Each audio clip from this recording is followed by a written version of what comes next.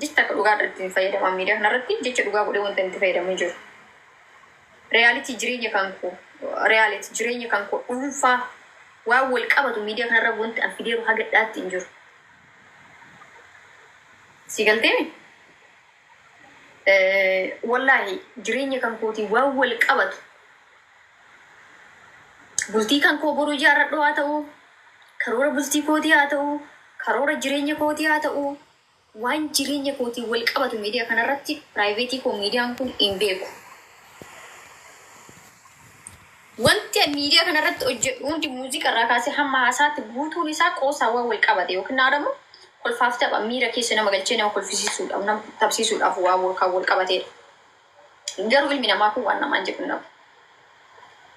Garri namni enjoy isin gochuuf malee maazee uuma kamiin irraayyuu dhugaa dubbachuuf uuma kamiin irraayyuu sammuu keessan qofa bashannansiisuudha. Ni galteemi? Kunimmoo hawaasa biratti jibbaa yookaan mul'isu ta'e bataam sorry my family. Waan safuu cabsuu hin dubbanne, ol bahee asirra qullaa hin fiinne, waan taane arrabni koo hin haasofne, qoosuun taphachuun. Fakkeenyaaf guyyaa mana biqiltuu seenee ture. Mana biqiltuu seenee akka nama isiin dhagaa hin jirre anillee akka nama isiin dhagaa hin jirretti walii hasaasa waa waliin jennu. Biqiltuun illee gubadhu naan jette anillee atuu gubadhu jedhe. Ofii walitti haasaarra garuu akka namni akka waan wal dhagaa hin jirretti walii deebisna isin galtee kana jechuun.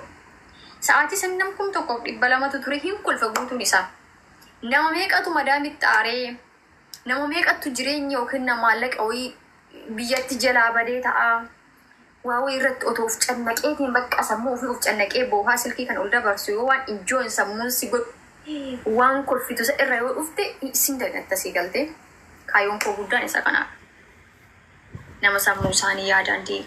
Sammuu isaa sammuu yaada keessa seenee bakka hin jiraame jireenyi na dhooftee yeroo baay'ee nam tokko jireenyi na hadhaa'e jedhee sammuu keessa waan badaa keessa gala.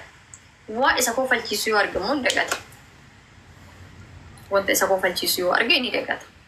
Kanaaf obboleeyyan kiyya tarii madaameen tokko otoo isaan nyaataarraan otoo isaan dhugaarraan fi'ee irraa ka'i deemi kana dhiisii deemi jettee kaaste hojii irraa. Ijoolleen kun tarii hirrifatu. Tarii waa meeqa keessatti yaa rabbi jedheetiin mana madaam isin keessa cannaqamaatiin osoo duqeetii dukkuusu ta'uu danda'a, osoo ruusii dalaguu ta'uu danda'a, silkii ufa fookaa'ee waan kana yoo ilaalaa jedhee bakka miira kolfaa miiri gammachuu sammuu isaa keessa dhufaatiin kan isaan hojjetan. Isinii galteeni. Kaayyoon koo guddaan ijoollee mana madaamii keessattuu qimamii mana madaamii gammachiisuu dhugaa dubbachuuf. Bataam yaani nadhagaa mana waan ta'eef argee jira waan ta'eef ji'a muraasaas ta'u. Akkuma isiniin jedhe ji'a ja'amoo torba hojjedhee mana madaamii erga biyya kana dhufee ji'a jaha torba sanitti waa waggaa 70 namni hojjenne ta'e nan gubadhee bahee jechuudha. Yeroo san aslii kana aslii fi eenyuun laale haadha faaxee kana laalaa beekta haadha faaxee aslii. Isaan yoo laalee jedhu keessattuu haati faaxeetu yeroo san haadha faaxee jettee ofuma gaafattee gizee isiin dhufteedha. Yeroo isaan laalee jedhu bakka yaani xiqqishuun har'aa gala. Ooqallee aaree gubadhee keessi gomadaan deebii ammoo eenyu maqaa isaa eenyu Huseen Maddaati mucaan Ameerikaa deemsu. Wayne maqaa isaa garaana jedha abade.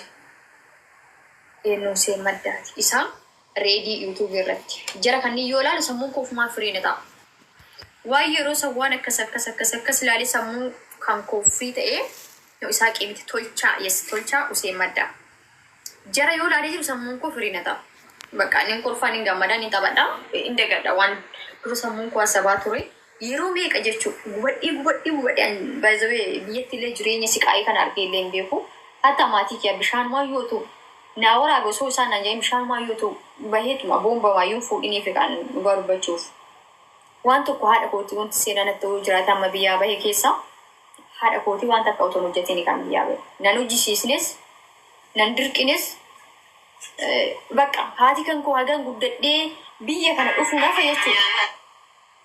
Ani baay'ee irriban jaaladha galgala bakkuma gicciise yookaan TV ilaalu yookiin ammoo bakkuma gicciisetti rafa otoo balzabii gara caala diraamaa jaaladha. Diraamaa kana otoo ilaaluun rafa haati tiyya jechuu biyyaa nyaapane. Luka tiyya kana ol fiinaa dhiitee achumanitti na deebistee na biraa deemti haati tiyya. Isinii galaame Osoon cinqamin osoo indaragin osoo rakkatin jechuun namni rakkoof waan akkasiif biyyaaba. Andammoo hiriyoota kan kootiin morkuuf biyyaabee. Aga biyyaagee bahee dammoo ji'oota muraasa san siqaayii ilmi namaa hin agarre arge. Siqaayii ilmi namaa hin argine arge.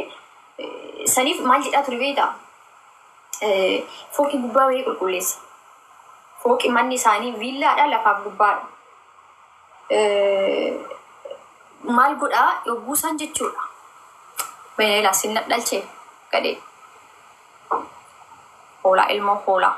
Hazaan fooqii gubbaa bahee gubbaa gallaale. Yoo namti ittiin na gubdu osoo jireenya kana jiraachuu dhiisee jedhe. Bakka asirraa yoo uffatee of ajjeesee abbaan koo reeffa na galfatee biyya jedha. Astaghfirullah al-azim. Namni du'e waan takka hin argu. Namni du'e wanti inni argu hin jiru. Namni jiru garuu waan hunda arga yoo lubbuun jiraate. Asgaa jedhee takkaa yaadallee hin beeku. Jireenya san keessaallee hin baay'ee takkaa yaadee hin beeku. Akkanatti kolfee taphadhee hiriyoota kiyya wajjin gammada jedhee guyyama takka abjuu keessan dhume yeroo mana san jiru. Asirraa uf darbumas ta'uuti wayii yeroo baay'ee banama balkoonarra. Uf darbuu naan jetti qalbii akkasii namitti na gubdu. Hogguu san maal godhaa achii bahee kilaasii kiyya seenee kaawwiyaa uffata kaawwiyaa hogguu tolchuuf fuuldura koo silkii kaa'ee sammaa gurradhee jara kana jala seene. Yoo jara jala seenee ilaaluu jarri waan kolfaa waan haasaniif uf darbuu fi uf ajjeesuu yeroo san jedhu san jechuudha. Indagadhee gara kolfaatti deebisaa booda sammuun koo firii ta'e hojii kan hojjedha jechuudha. Sababii kanaaf anamma sa'aatii kanatti sa'aatii ofii fedhee rafaa, sa'aatii ofii fedhee ka'aa, sa'aatii ofii fedhee hojii kan koo deemaa, sa'aatii ofii fedhee eegala. Yeroo san jarri sunilleen akkas jara jala seenaatiin sammuu koo kan bashannansiisu. Anis bakka san bu'ee erga sa'aatii boqonnaa kooti sa'aatii dheeraa qabaadhe bakka ijoollee mana madaamiitiif kolfaaf tapha waan ta'u fidee qoosaadhuma. Isin na arrabsitu baay'ee jechoota yeroo hedduu ani itti fayyadamu dhugaa isiniif fakkaata. Jecha akka dhugaa irratti fayyadaman miidiyaa kanarratti jecha dhugaa godhee wanta itti fayyadamu jiru. Reyaalitii jireenya kan koo dhuunfaa waan wal qabatu miidiyaa kanarra wanti an fideeru haga dhaatti hin jiru. Si galteemi? Wallaahi jireenya kan kootii waan wal qabatu. Bultii kan koo boruu ijaarradhu haa ta'u, karoora bultii kootii haa ta'u, karoora jireenya kootii haa ta'u, waan jireenya kootii wal qabatu miidiyaa kanarratti piraayiveetii koo miidiyaan kun hin beeku. Wanti miidiyaa kanarratti hojjedhu hundi muuziqaa irraa kaasee hamma haasaatti guutuun isaa qoosaa waan wal qabate yookiin haadhamu kolfaaf tapha miira keessa nama galchee nama kolfisiisuudhaaf nama tapsiisuudhaaf waan kan wal qabatedha. Garuu ilmi namaa kun waan namaan jedhu namu. Garri namni itti fudhatu garri itti hin deemtu garaagara si galtee yeroo tokko tokko akkaataa ati itti deemtuuf haalli namni itti si fudhatu garaagara. Si galteemi? Namni kun jecha siin jedhu hin dhabu. Waan hamtuu sirra kaayaa, waan ati hin beekne, waan ati hin qabne sirra kaayaa. Jechi ilma namaa osoo waa kanama godhuuti. Akka dafee miira keessa galuu fi akka aaruuf ana waa godha ture. Osoo jechi namaa kan waa nama godhuuti. Garuu alhamdulillah. Jechi namaa guyyuma takka waan fedha yoo jedhan jechi namaa waan takka laakka hin beeku. Kanaaf guys, anirra caalatti isin sammuu keessan fanii isin gochuu, isin tapsiisuu, isin waliin kolfee taphachuu, of isin barsiisuu, amala akkamii akka qabu. Nama yeroo baay'ee lafarrattis namni yoo natti dhufu siireessi yaani faula kan koo yoo ilaalan bakka nama siireesii wayi nama bakka